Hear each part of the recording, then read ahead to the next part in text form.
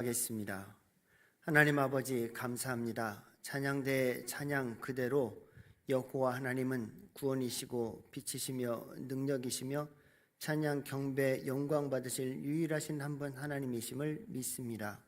이 시간 그 하나님을 예배하기 위해서 모인 온전한 예배자들 위해 하나님의 말씀으로 위로하시고 역사하시고 교회와 성도들이 나아갈 바를 계시하여 주시옵소서. 감사합니다. 예수님의 이름으로 기도드립니다. 아멘. 1592년 음력 4월 13일입니다.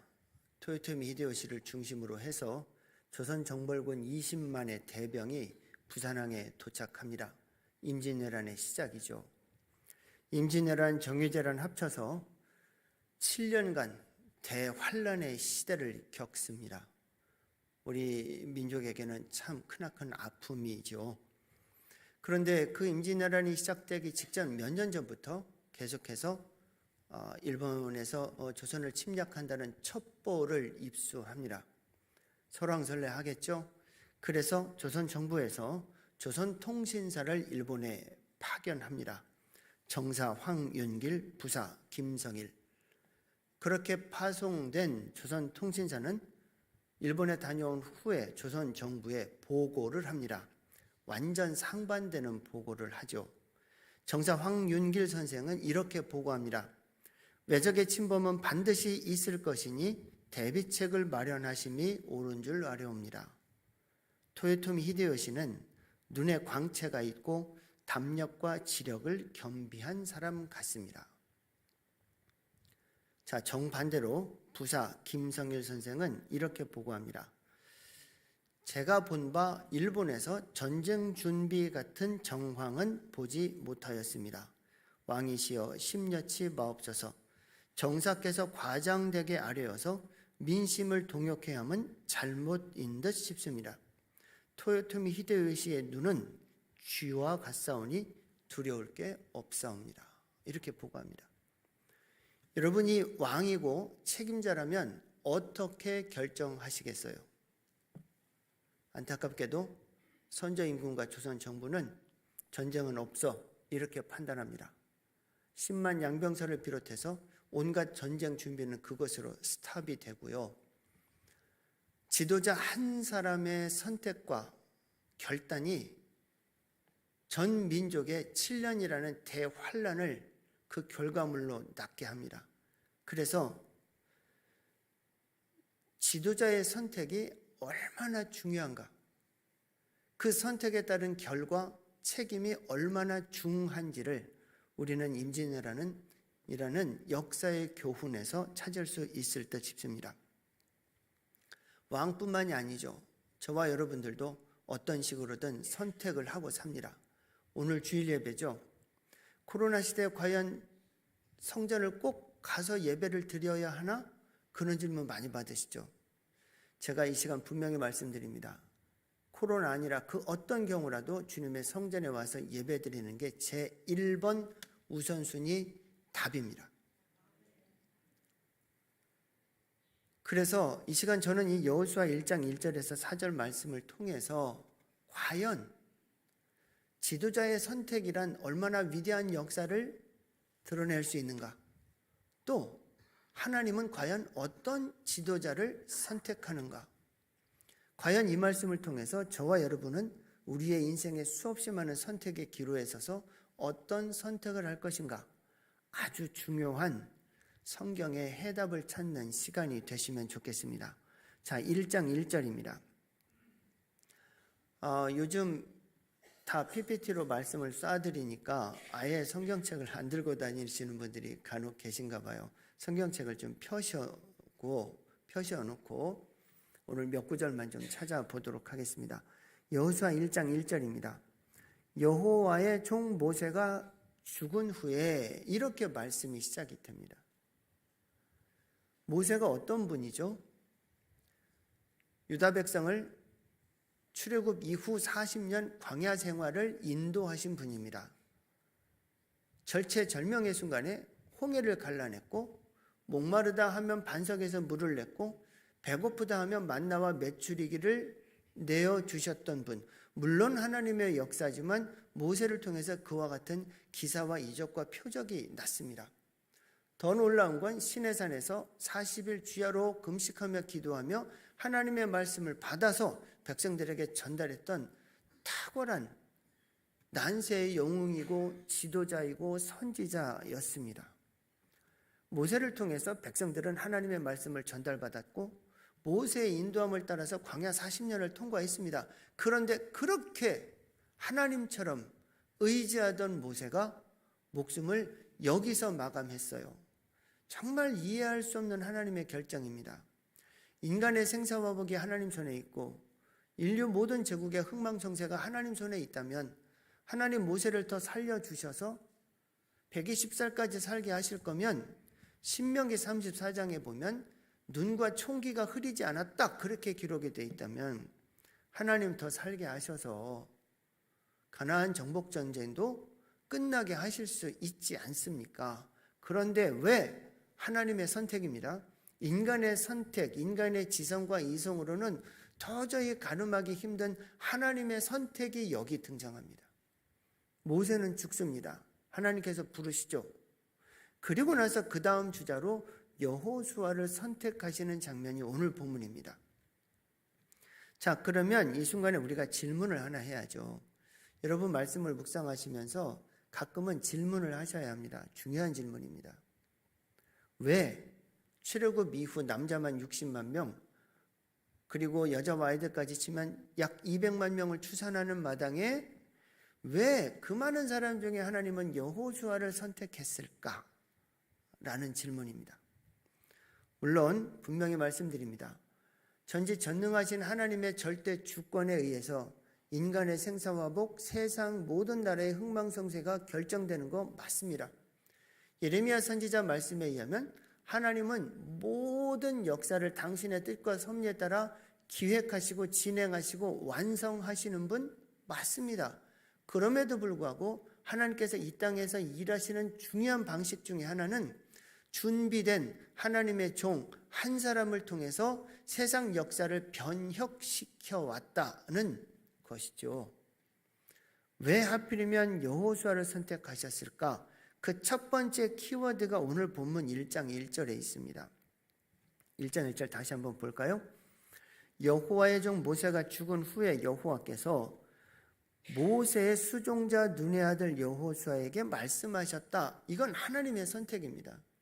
그런데 하나님께서 여호수아라는 이 한 사람을 두고 눈의 아들이라고 말씀하시면서 동시에 모세의 수종자 이렇게 말씀하세요. 여러분 수종자가 어떤 뜻일까요? 대통령이 해외 순방을 하면 비서실과 경호실이 굉장히 바빠집니다. 그 중에 수없이 많은 스태프들이 따라가지만 수행비서관 혹은 수행경호원들이 있습니다. 이 사람들은 24시간 대통령 옆에서 밀착 보좌, 밀착 경호, 말이 수행경호관이죠.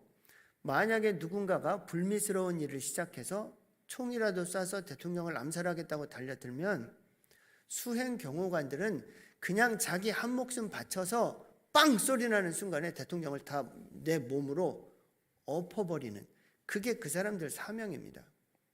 그러니까 이 모세의 수종자 여호수아는 이 문장은 여호수아가 모세의 개인적인 비서 역할은 물론 24시간 밀착 경호원 역할은 물론 하나님께서 모세를 통해서 말씀하실 때 24시간 계속 지켜보고 심부름하는 역할을 했던 사람이라는 겁니다. 그래서 하나님께서 여호수아를 선택하실 수밖에 없었던 첫 번째 이유는 죽기를 각오하고 하나님 명령에 순종하는 모습, 수종자 된 모습, 자기에게 맡겨진 사명을 24시간 최선을 다해서 순종하는 모습, 그 모습이 바로 여호수아에게 있었다는 겁니다. 하나님 이런 사람 들어 쓰세요. 아무나 쓰시는 거 아닙니다. 세상에 70억 인구가 있을지라도 세상 역사를 뒤집어 엎는 변혁의 아이콘, 변혁의 주인공은 한 사람이면 족합니다. 자, 두 번째 이유를 한번 찾아볼까요? 출애굽기 14장입니다. 17장. 출애굽기 17장. 여호수아가 역사의 전면에 드러나는 최초의 사건이 기록되어 있습니다. 출애굽기 17장 8절에 보면요, 그때에 아말렉이 와서 이스라엘과 르비딤에서 싸웠다, 이렇게 말씀이 기록되어 있습니다. 이 아말렉은 이 당시로서는 초강성 대국입니다. 출애굽한 유다 백성들이 싸워 이길 만한 대상이 아니에요. 백전필패할 수밖에 없는 그런 강성한 민족입니다. 다만 이 아말렉은 굉장히 비열한 민족이었습니다. 원래 고대 전쟁 방식이 A나라와 B나라가 약속된 광야에서 만나서 서로 칼과 창으로 그렇게 결판내는 전쟁이거든요. 선전포고하고. 그런데 이 아말렉은 항상 상대방 뒤로 돌아서 어린아이들, 노인들, 여자들, 약자를 쳐서 공격하고 탈취하고 그렇게 빼앗는 아주 비열한 민족이었어요. 그래서 하나님께서 가나안 진입 직후 이 땅에서 아말렉을 반드시 진멸하라 하고 명령하신 이유도 그에 해당합니다. 어쨌든 출애굽 이후에 유다 백성으로는 난생 처음 국가 대 국가가 맞붙은 전면전입니다. 여기서 지면 유다 백성들은 거기서 끝입니다. 완전히 도륙당하고 빼앗기고 그냥 거기서 끝나는 전쟁이에요. 이 절체절명의 순간에 모세가 과연 어떤 선택을 했을까요? 자, 9절입니다. 17장 9절. 모세가 여호수아에게 이르되 우리를 위해서 사람들을 택하여 나가서 아말렉과 싸우라. 내일 내가 하나님의 지팡이를 손에 잡고 산 꼭대기에 서리라. 이것이 바로 모세의 선택입니다. 여러분, 이해가 가십니까? 이 선택이 인간의 이성으로 설명 가능합니까? 이해가 가능합니까? 말도 안 되는 얘기죠. 당신은 산에 올라가서 기도할 테니까 너는 나가서 싸워라. 이거 좀 심하게 빗대어 말하면 총알바지 하라는 말씀이시죠. 그런데 참 더 놀라운 사실은 여호수아한테 명령하기를 우리를 위해서 사람들을 택해서 나가서 싸우라 그러거든요. 그러면 여호수아는 수종자된 사명으로 스승님 모세가 무슨 명령을 하든 순종한다고 칩시다. 그런데 다른 백성들은 얘기가 다르죠. 정말 놀라운 사실은 하나님은 언제 어디서든 준비된 의인들을 계획하고 계시다는 거예요. 여러분, 그거 굉장한 용기가 됩니다. 하나님은 항상 숨겨진 의인들, 남은 그루터기들, 남은 자들, 시대에 살지만 시대에 동화되지 않고 세상 속에서 그리스도의 나라를 이루기 원하는 그런 충성스러운 주의 종들이 있단 말입니다. 그런데 그런 사람들은 다 수면 아래 숨어 계세요. 하나님의 역사죠. 여호수아의 권면에 자신의 목숨을 걸고 여호수아와 함께 총알바지하러 나간 사람들이 있습니다. 이 사람들이 나가서 아말렉과의 전쟁에서 승리합니다. 그런데 이것으로 끝이 아니에요. 하나님께서 모세를 통해서 여호수아에게 너가 물론 순종해서 나가서 싸워 이겼지만 이 모든 역사는 뒤에서 중보기도 하는 사람들의 선택, 그리고 더 큰 역사는 하나님께서 순종하는 자들에게 이기게 하신 역사다. 이걸 계속 외워 들려줍니다. 여호수아한테. 그것이 14절 내용이에요. 이 아말렉 전쟁은 목숨을 내걸고 순종해서 나가 싸웠던 여호수아를 역사의 전면에 드러나게 한 결정적인 사건입니다. 자, 33장, 출애굽기 33장 봅니다. 여호수아를 선택할 수밖에 없었던 세 번째 이유죠. 출애굽기 33장 11절입니다. 출애굽기 33장 11절. 사람이 자기의 친구와 이야기함같이 여호와께서는 모세와 대면하여 말씀하시며, 이렇게 기록되어 있죠. 모세가 어떤 분입니까? 하나님과 친구처럼 대면해서 서로 대화하는 그런 영적인 아주 고난도 영성을 가진 분입니다. 이걸 제가 고난도 영성이라고 표현하지만 사실은 인간이 하나님 앞에 범죄하기 이전에는 이것이 평범한 영성이었습니다. 창세기 기억나십니까? 아담과 하와가 범죄하기 전에 하나님께서 아담과 하와를 만나서 그냥 이렇게 얘기하신 거예요. 친구처럼 대면해서. 무너진 영성, 인간의 죄와 허물로 인해서 하나님과 깨어진 관계를 예수 그리스도 이전에 사람이 완벽하게 회복시킨 사람이 바로 모세입니다. 하나님과 친구처럼 대면해서 이야기한다. 그래서 이 부분을 두고 민수기에서는 뭐라고 말씀하시냐면, 다른 선지자들에게 내가 환상과 계시로 하나님의 뜻을 전달하지만 모세와는 명백하게 분명하게 맞대면해서 이야기한다. 이렇게 말씀이 기록되어 있습니다. 그런 모세입니다. 그런 모세가 어디에서 그와 같은 영적인 대화를 했냐면 바로 회막입니다. 그런데 출애굽기에 보면 장막, 증거막, 성막, 회막이라는 단어로 성전을, 이동식 성전을 그렇게 표현합니다. 하나님 앞에 거룩하게 구별해서 예배드리는 걸 강조할 땐 성막이라는 단어를 쓰고요. 하나님의 서슬 시퍼런 약속이 살아있음을 강조할 땐 증거막이라는 단어를 쓰고요. 하드웨어, 성전을 이야기할 땐 장막이라는 표현을 쓰고, 하나님과 맞대면해서 서로 대화한다를 강조할 때는 회막이라는 단어를 씁니다. 오늘 11절에는 여호수아가 회막을 떠나지 않았다 이렇게 기록되어 있어요. 결국은 모세가 항상 광야 40년 동안 제1번 우선순위로 선택한 것은 이동식 성전이지만 거기서 하나님을 예배하고 하나님의 말씀을 듣고 서로 대화하고 다음 스텝이 어떻게 되는지 하나님 앞에 여쭙고 그대로 순종한 겁니다. 그게 모세의 선택이에요. 근데 그걸 누가 지켜봤다? 여호수아가 지켜본 거죠. 그래서 분명히 이 출애굽기 33장 11절에 보면 모세는 진으로 돌아갑니다. 그러면 제가 앞서 수종자 말씀드렸죠. 그러면 여호수아가 어떻게 해야 되죠? 모세를 따라가야 될 거 아닙니까? 그런데 오늘 11절 말씀에 젊은 수종자 여호수아는 회막을 떠나지 않았다 그렇게 써 있습니다. 왜 그랬을까요? 자기에게 보여진 모세라는 이 스승님은 거의 완벽한 분이셨어요. 하나님의 말씀을 대변했던 분이고요. 하나님의 역사를 만천하에 드러냈던 분입니다. 불가능한데 모세 한 분의 명령에 따라 순종하니까 역사가 이루어지는 걸 여호수아가 누구보다도 코앞에서 봤단 말입니다. 그런데 결정적인 거 한 가지. 우리 모세 선생님이 항상 회막에 가서 하나님과 대화를 하거든요. 여러분, 여호수아한테 선한 욕심이 있습니다. 선한 갈급함이 있어요.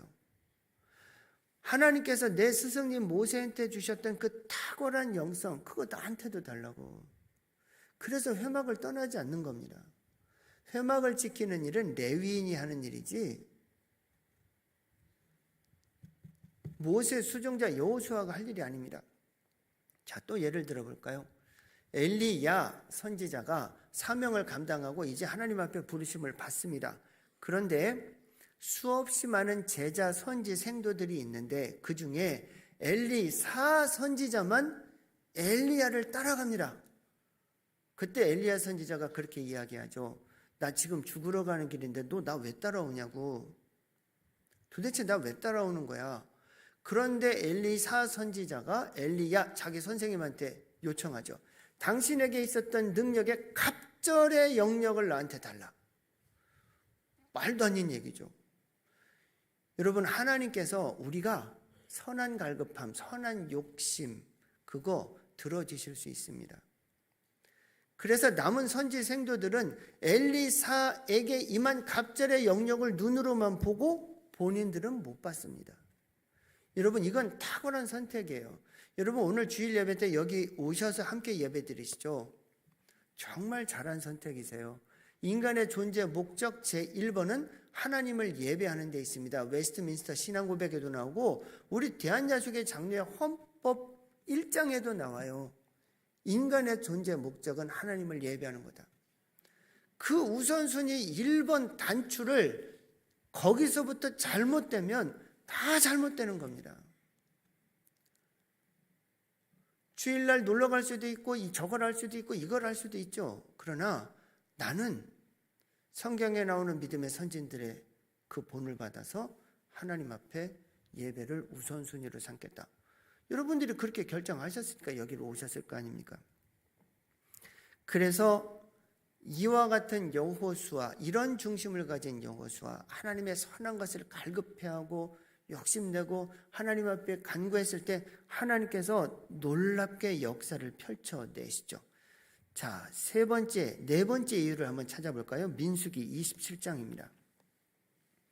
하나님께서 여호수아를 선택하실 수밖에 없는 네 번째 이유, 27장, 민수기 27장 18절입니다. 자, 이 즈음에 어떤 일이 있었냐면요, 12절부터 한번 볼까요? 민수기 27장 12절. 여호와께서 모세에게 이르시되 너는 아바림 산에 올라가서 내가 이스라엘 자손에게 준 땅을 바라보라. 본 후에는 너의 형 아론이 돌아간 것 같이 너도 조상에게 돌아갈 거다. 무슨 말씀이죠? 너 가나안 땅에 못 들어가. 쳐다만 봐. 그리고 나는 너를 하나님 나라로 데려갈 거야. 내 목숨은 여기서 끝이야.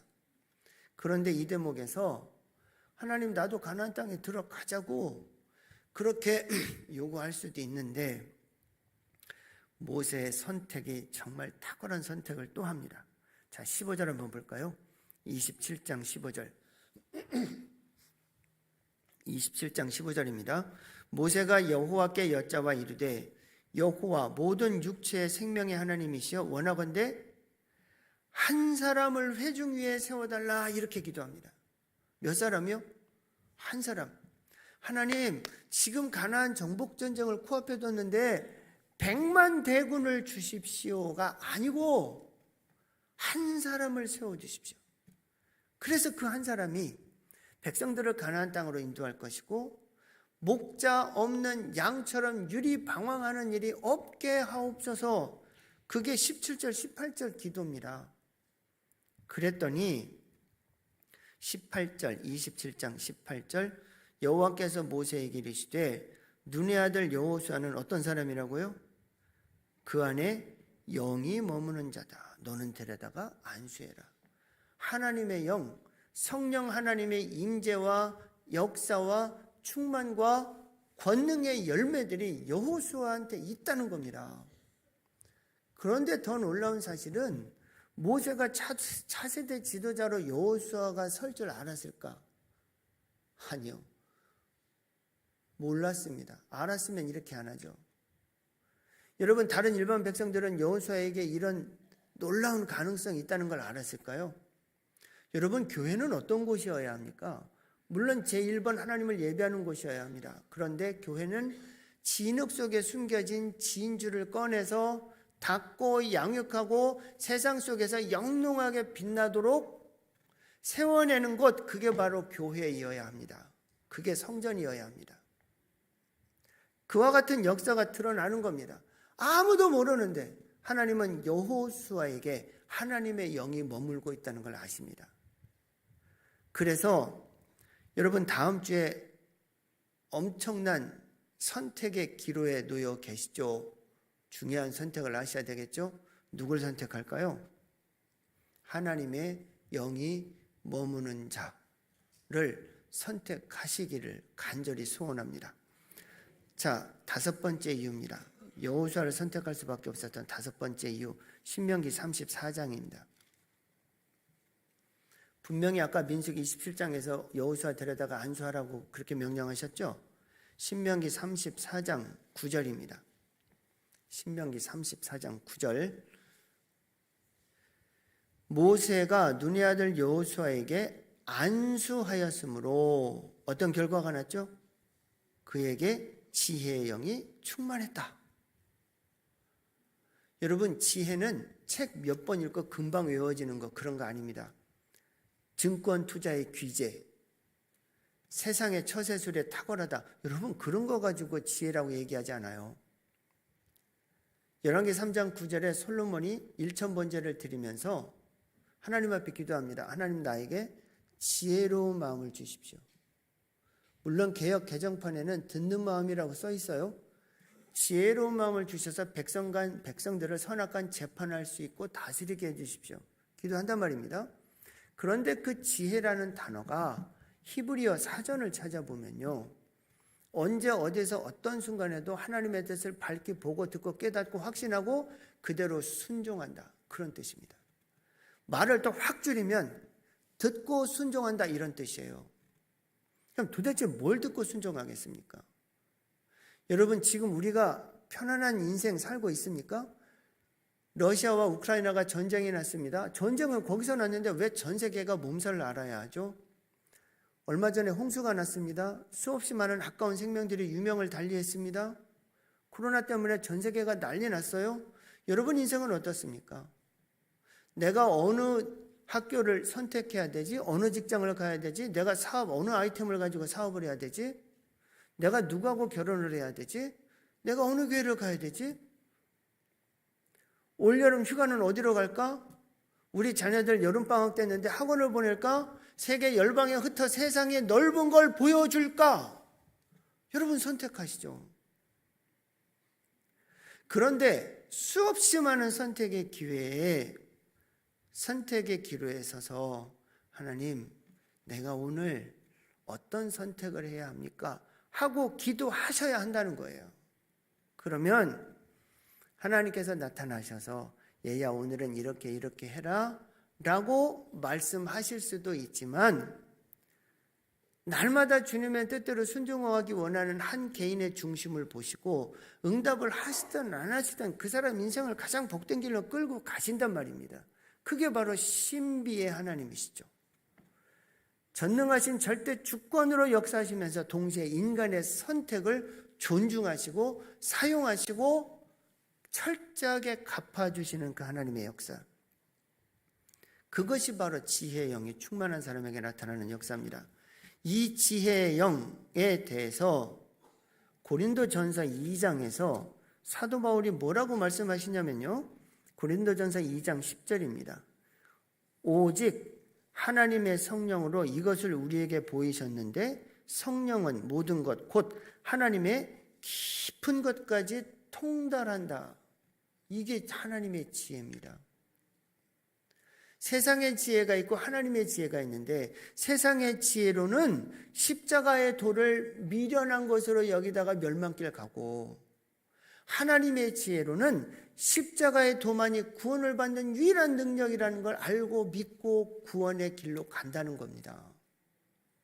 그래서 세상의 지혜로는 예수 그리스도를 영접할 수도 없고 이해할 수도 없고 설명할 수도 없다는 거죠. 그래서 하나님의 비밀은 하나님의 영으로 충만한 사람만이 그 비밀을 알 수 있는 거라고요. 다만 우리가 은혜 받은 사람들이라면 하나님의 그 신묘막착하신 영의 세계를 일반 사람들이, 우리 자녀들이 어떻게 하면 더 쉽고 빠르고 분명하게 알 수 있을까? 설명할 수 있을까? 그건 여러분들이 고민하셔야죠. 목회자만 고민해야 되는 일입니까? 아닙니다. 여러분, 우리의 2세, 3세들을 제3의 여호수아, 제4의 여호수아처럼 그렇게 세워내실 마음 없으세요? 저는 2012년 1월 1일에 개척을 했습니다. 개척을 하려 한 게 아닙니다. 하나님 앞에 떠밀려 한 거지. 제가 청년부에서 섬기던 한 자매가 극렬히 반대하는 결혼을 했다가 아이가 뱃속에 있는데 아이 아빠가 하나님 나라를 가버리셨어요. 5개월 만에. 이 아이를 어떻게 해야 합니까? 그래서 제가 기도하다가, 그런데 내가 당신 아이를 내가 책임질 건 아닌데 하나님께서 그 아이를 낳아서 키우라 하시니 나는 그저 주님의 명령을 전달할 뿐. 어떻게 됐을까요? 그 자매님이, 그러면 제가 아이를 낳죠. 아이를 낳았어요. 그리고 나서 그 아이가 갈 만한 교회가 없다고 해서 그 아이를 우리 집에다 앉혀놓고 요만한 거실에서 2가정 교회가 시작이 됐습니다. 그래서 교회 이름이 준원영교회라고, 그 도대체 무슨 이름이 그러냐고 저한테 반문하는 분들 많아요. 성부 하나님, 성자 예수 그리스도, 성령 하나님만이 교회의 주인이시다. 그 뜻을 담았습니다. 교회의 주인은 하나님이세요. 그런데 동시에 오늘 여호수아처럼 하나님의 뜻을 받들어 순종하고 역사에 헌신하는 모든 성도들 역시 교회의 주인이십니다. 이런 여호수아를 사용하셔서 하나님께서 놀라운 역사를 펼쳐내시죠. 다시 본문으로 왔습니다. 다시 본문 보시면 1장 2절입니다. 내 종 모세가 죽었으니 이제 너는 이 모든 백성과 더불어 일어나 요단을 건너서 내가 그들 곧 이스라엘 자손에게 주는 그 땅으로 가라.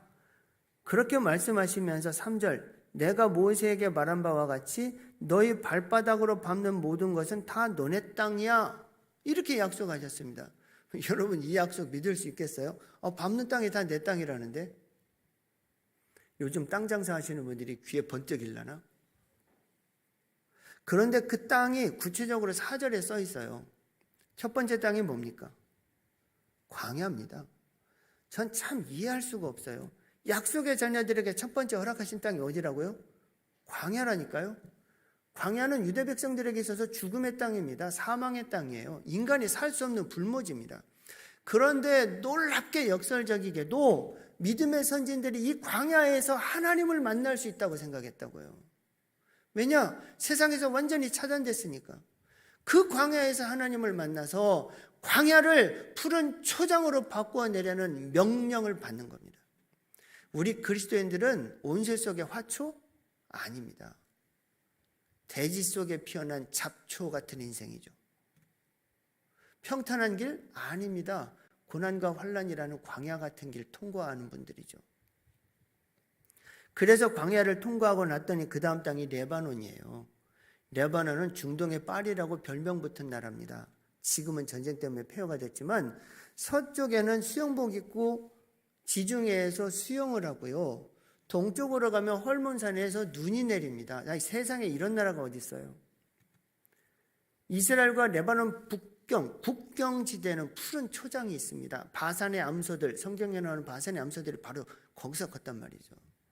광야를 통과하고 나니까 그제서야 초장이 나옵니다. 그런데 초장을 뛰어넘어요. 큰 강 유브라데도 나옵니다. 유브라데, 유프라테스강, 티그리스강, 우리가 세계사 시간에 배웠던 그 갈대아 우루, 메소포타미아 문명의 발상지, 유브라데까지 물리적으로 이스라엘이 경계를 확장한 일은 없어요. 그런데 솔로몬 시대에 이스라엘 제국의 영향력이 유브라데까지 갔다는 성경의 기록이 있습니다. 자, 그러면 여러분 지금 남양주 별내에서 지금 우리 물된동산교회 성도님들 예배드리시잖아요.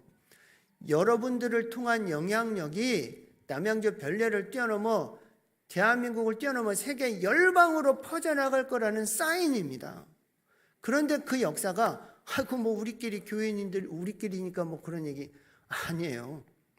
우리 2세 3세들에서 여호수아 한 사람 키워낼 수 있으면 이 역사 능히 감당하고도 남는다니까요. 망상입니까? 공상입니까? 아닙니다. 절대 아니에요. 예수님 한 분이 세상을 바꿨습니다. 12사도가 세상을 바꿨잖아요. 사도 바울 한 사람의 헌신이 전 세계를 복음화시켰단 말입니다. 그래서 결국은 해쪽 속에 온 땅 해지는 쪽 대해. 그러면 이걸 요즘 세계 지도를 펴놓고 보면 지중해 일대 전 지역입니다. 그런데 이 당시 세계관으로 보면 이 4절에 나오는 지명은 전 세계 지도를 통틀어 이렇게 표현한 거예요. 말하자면 지금 물된동산교회 여러분들과 2세 3세들 앞에 세계 지도 딱 펼쳐놓고 당신들 자녀들이 이 전 세계 열방을 뒤집어 엎고 변혁시키고 복음으로 바꿀 거라고, 그 약속의 말씀을 지금 하나님께서 여러분들에게 주시는 거라고요. 그런데 이 역사를 누구를 통해 펼쳐내셨다고요? 여호수아 한 사람. 한 사람이 중요하다니까, 한 사람. 그래서 마지막 남는 건 저와 여러분들의 선택입니다. 인간의 선택. 예수님께서 겟세마네 동산에 피땀 흘려 기도하시면서 하나님 전지전능하신 분 아닙니까? 이 잔 지나가게 하실 수 있잖아요. 나 십자가에서 안 죽고 그냥 문제 해결하실 수 있지 않습니까? 그런데 하나님 아무 말씀 없으세요. 예수님 뭐라고 그러십니까? 내가 이 잔을 마시지 않고 구원의 역사가 펼쳐질 수 없다면 나는 이 잔 마시겠다. 그리고는 당당하게 갑니다. 분명히 겟세마네 동산의 전 단계 고민해서 죽게 됐어 라고 하셨던 예수님이 겟세마네 동산 끝나고 나서 강하고 담대하게 십자가의 길을 가신다니까요. 그 정도 배짱은 달고 사셔야지. 요즘 대한민국에서 교회와 성도들, 목회자들 권위가 땅에 떨어졌네, 어쩌네, 교회가 위기네. 맞죠? 맞습니까? 그런데 만약에 지금이 위기 상황이라 교회가 무너질 것 같으면 교회는 2000년 전에 시작도 안 했습니다. 초대교회가 당한 핍박 일일이 다 얘기해 볼까요? 여러분 지금 그런 핍박 받습니까? 아니잖아요. 위기는 또 다른 기회의 시작입니다. 우리가 예수 그리스도를 향한 견고한 신앙 고백만 있다면 어떠한 위기 상황도 하나님께서 반전의 역사를 새롭게 써내려 가실 줄 믿습니다. 이것이 하나님의 역사죠. 결국은 하나님께서 여호수아를 통해서 가나안 정복 전쟁을 승리로 이끌어 가십니다. 이 시간 한 번 더 여러분들에게 호소합니다.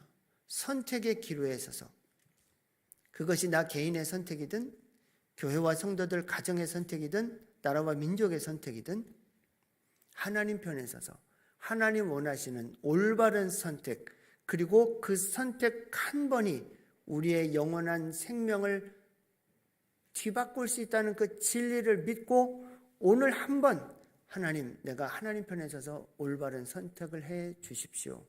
그렇게 기도하시면 좋겠습니다. 이렇게 한 번 더 기도하시면 어떨까요? 여호수아에게 주셨던 지혜와 총명의 영, 순종의 영, 말씀의 영, 우리 교회와 성도들, 우리의 2세, 3세들에게도 허락해 주십시오. 그 기도 하나님께서 반드시 들으시고 역사하실 것입니다. 자, 기도하겠습니다.